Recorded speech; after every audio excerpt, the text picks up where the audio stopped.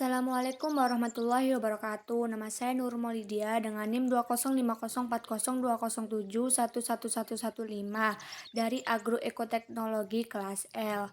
Di sini saya akan menjelaskan tentang perubahan sosial lahan pertanian yang ada di Sidoarjo.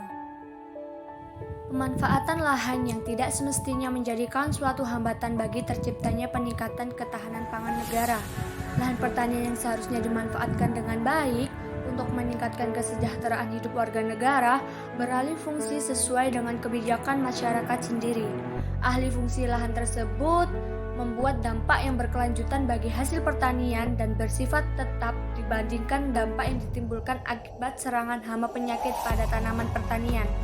Alih fungsi lahan yang sering terjadi di kota-kota besar yang tersebar di Indonesia diakibatkan oleh perkembangan urbanisasi yang terus meningkat pada setiap tahunnya.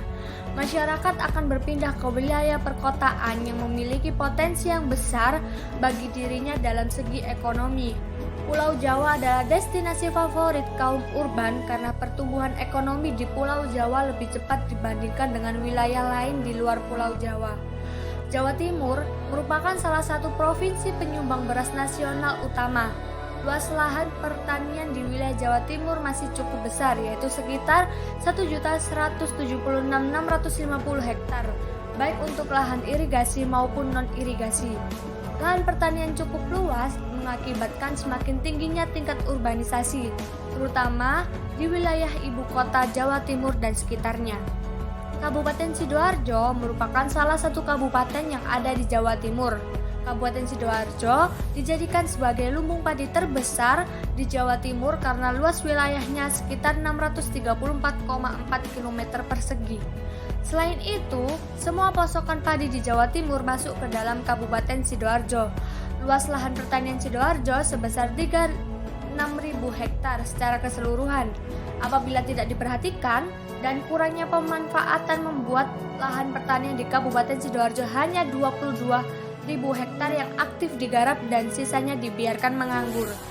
Lahan kosong yang awalnya berpotensi sebagai lahan pertanian lambat laun akan menjadi salah satu dari sekian banyak lahan untuk dibangun pabrik atau kegunaan lain yang tidak berhubungan dengan pertanian dan tidak menghasilkan peningkatan ketahanan pangan. Pertambahan penduduk di setiap tahun dapat mengakibatkan lahan pertanian yang dibiarkan menganggur atau tidak aktif digarap akan beralih fungsi menjadi perumahan atau pabrik yang didirikan dengan alasan pertambahan pekerja.